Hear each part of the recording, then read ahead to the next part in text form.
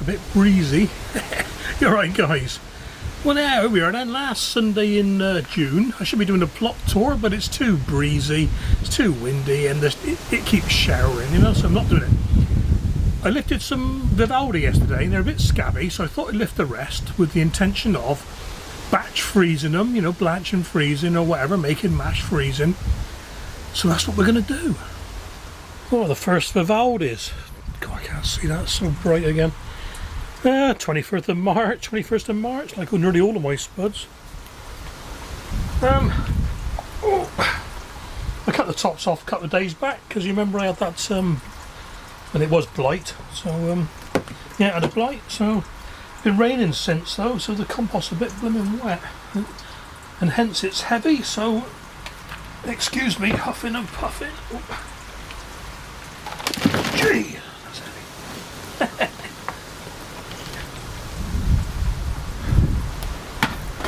Let's push it to one side. Well, it's not too bad, it's just damp, it's not really soaking wet. And here we go then.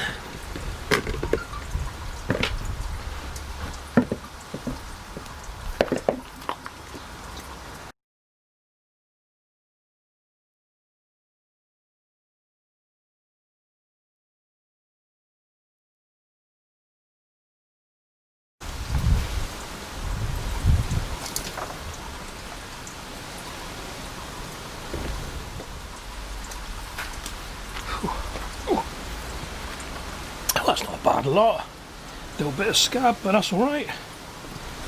Because they're not for showing this year, that's for sure. Let's give them a quick rinse and then have a proper look.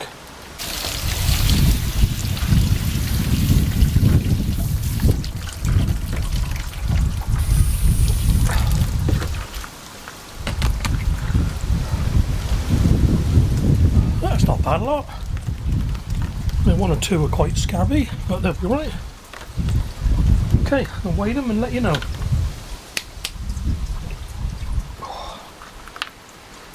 couple of little green ones. I'll tell you about those in a minute.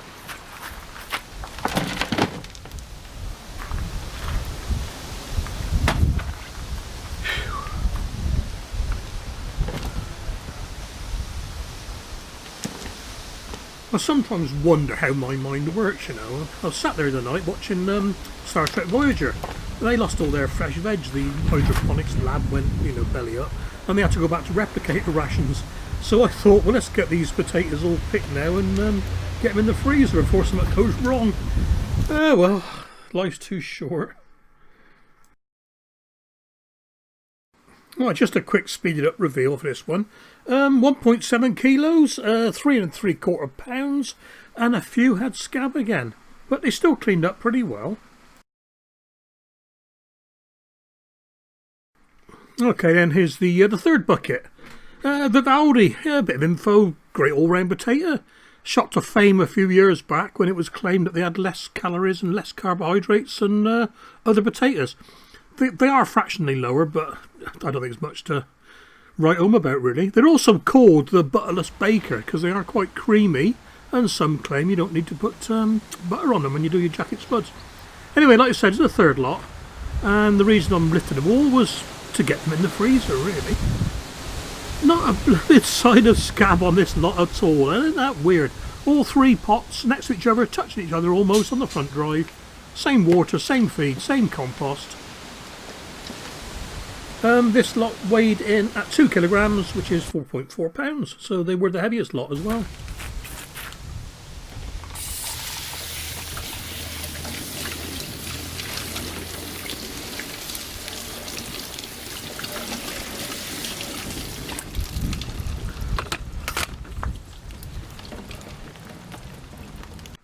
And I know I'm repeating myself, but here we go. No rhyme or reason to the different pots of spuds in the front drive. All touching each other. And this lot, Vivaldi, planted at the same time, watered at the same time, fed with the same stuff. Totally scab free. Isn't that weird? Anyway, more to eat.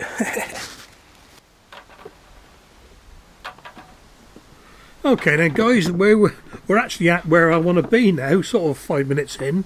The idea of the video was to do some blanching and freezing of potatoes.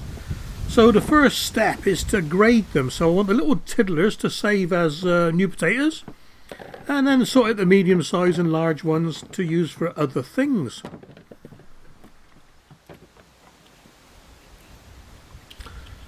Okay, then time to get the spuds ready. Peel the big ones.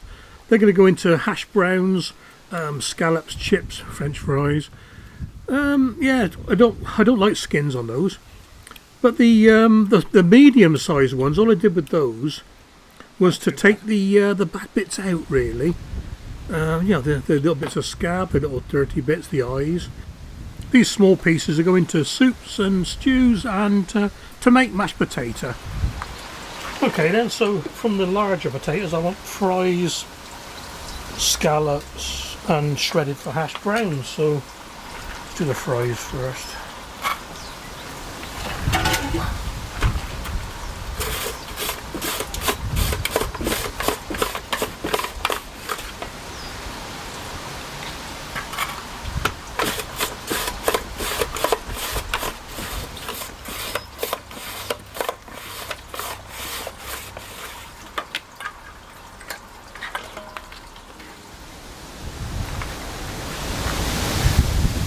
Right, last up with the average size or larger size spuds is to grate them ready for hash browns.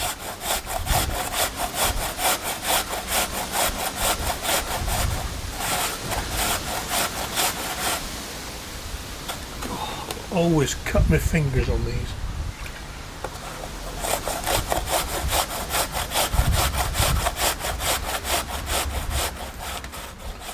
Yeah, last up is to chop the medium sized spuds and the remnants and all the other bits and pieces into, well, I don't know, 1/2 inch sized chunks, ready for freezing for making mash, or for adding to soups or adding to stews or even potato salads.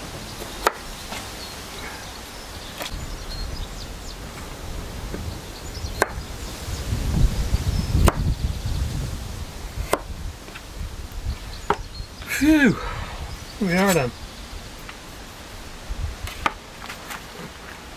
Right guys, well, that's the hard work done. Boiling water, I need a mega rolling boil on this, so wait a minute. And we've got an ice bath. So the idea is, you blanch your potatoes, you heat the potatoes up really quick. Now let me see. It's going to be about 3 minutes.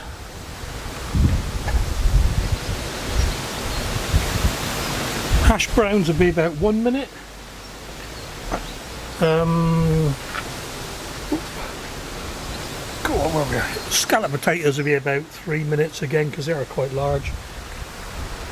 Fries or chips, 2 minutes. Oh, it's heavy. And these will be about 4 minutes. And what you do then, drain them quickly into the ice bath for the same amount of time as they were cooking. And the cooking, the blanching, doesn't start until whatever you're blanching is back to a rolling boil, okay? That's a decent boil on there now, so I'm going to dump these in.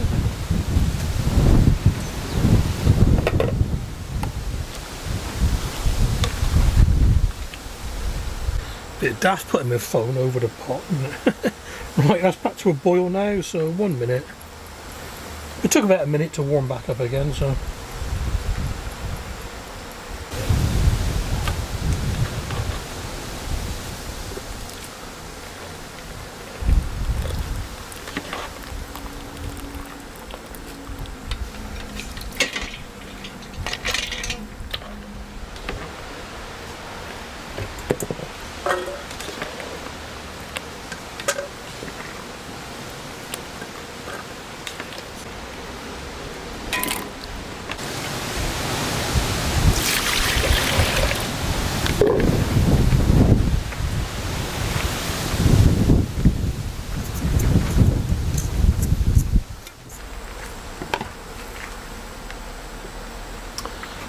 Okay, then there aren't many little tiddlers I want to keep.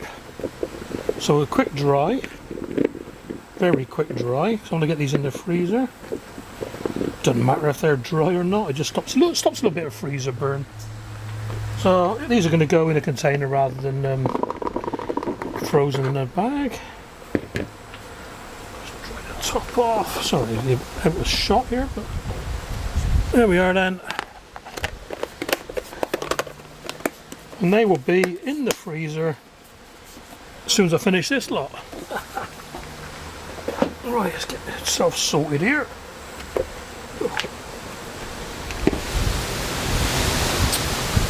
Okay, they're ready.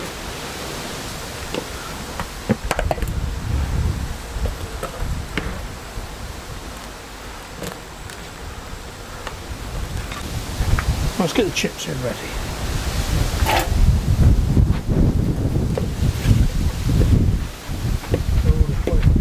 Quite a few fries.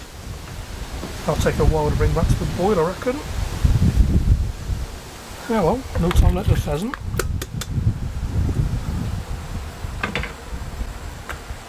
See this water here, full of starch. The worms love it.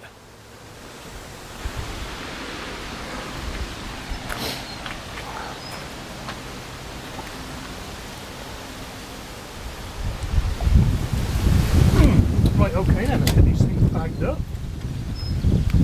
Ready for the freezer.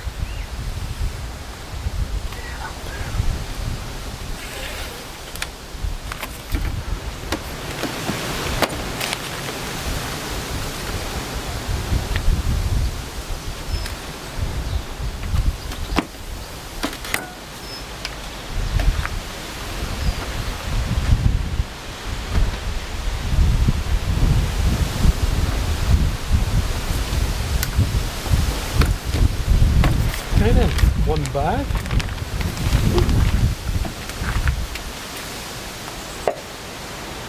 One load of scallop potatoes.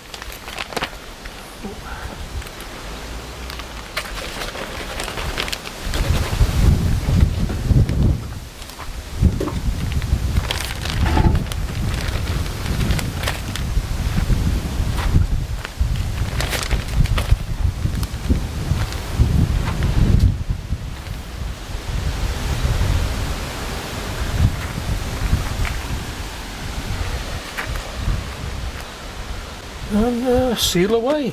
Yeah. Right, moist. Yes.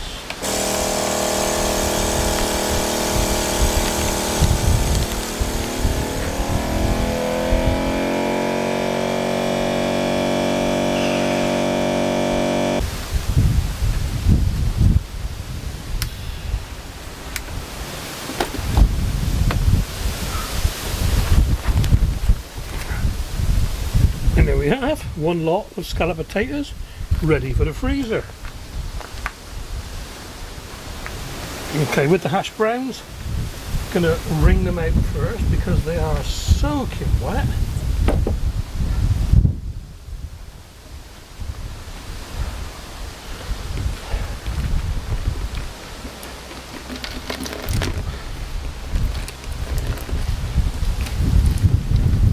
Oh yeah. Cool.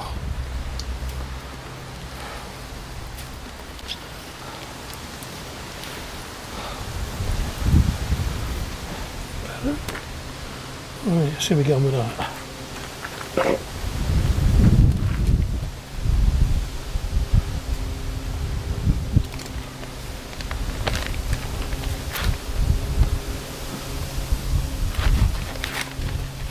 That's half, I reckon.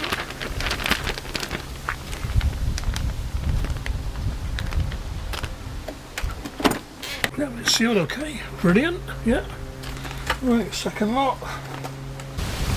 2 lots of hash browns. Okay, now I just brought these out of the freezer to show you.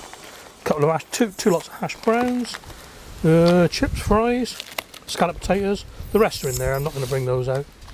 They'll keep for several months. Several being many, not a few, as in America.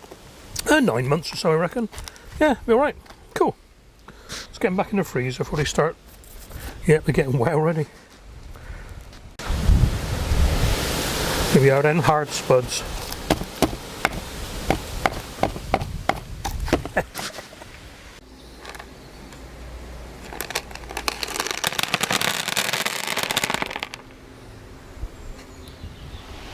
Oh, you're right, guys. Still windy. Gordon Bennett. A little bit of a controversial one today. Green potatoes. Now, excuse me, I've recorded this twice and it comes across all wrong. I'm not saying you should eat green potatoes. I'm just saying they're not that bad for you as long as you only eat a couple, you know. Right, these are all from what I've picked a few days ago. That's got a little tinge of green there. It's hard to see, but it's green. The reason they go green is they've either been damaged or they've been exposed to light. So when the potato's exposed to light, it goes green like most plants do, and it produces a glycoalkaloid called solanine. And solanine is bitter taste, so this little bit of potatoes poking up above the ground. Can't do it, yeah, poking up above the ground. And it's a little warning to humans or anybody else who wants to eat potato. It makes them taste bitter, right? Now, if you look, I've got three or four examples here. Greenish, greenish, greenish. As long as you peel the skin off these, right, there's no green. It's when you've got green inside the potato you want to avoid the potato. So, a little bit of green, no problem. Let's see how far down we can go actually. Sorry, it's dragging on this one. See, it's a little bit green below the surface there. I know it's gone, right? So, alright, it's a bigger potato, it wouldn't matter. Now this one is quite green. So, I'm going to scrape it away. Still green, look. Still green. Let's go a bit deeper. I'll probably take my finger off doing this. And as you can see, we're down to only that much off it, look. We're down to proper cut of flesh. So as long as you peel it, that's going to be edible. That'll be edible. Because all the solanine accumulates near the skin. All potatoes have got solanine in it anyway. It would take about 20 pounds of potatoes to reach a level to make you feel ill, but you probably, for the average man that is, you probably feel ill from eating 20 pounds of potatoes anyway. And if you've got any doubt whatsoever whether the potato's edible, let me get this little bit here. Now this is a little thing for you. Have a bite. Little bite. If it's bitter, don't eat it. And that's not bitter at all. Yeah, that's not at all. So even at that level of greenness, it's probably edible. Not bitter. So this is me talking. I'm not a scientist. I'm not a medical expert. But if you've got one or two little spuds like this with a bit of green on them, peel them and they're edible. I hope this doesn't cause too much controversy.